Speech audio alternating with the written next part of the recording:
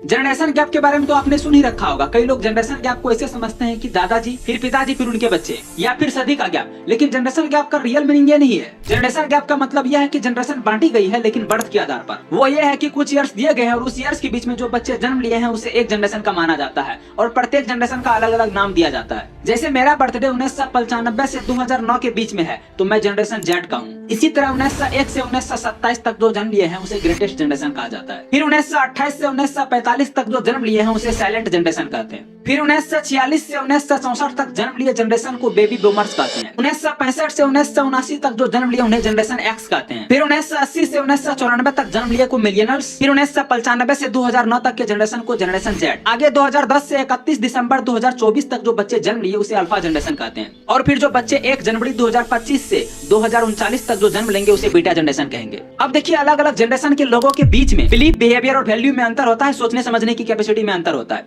तो ये है 1901 से अब तक का जनरेशन चार्ट। मैं तो जनरेशन जेड का हूँ, आप किस जनरेशन से हो कमेंट जरूर करें।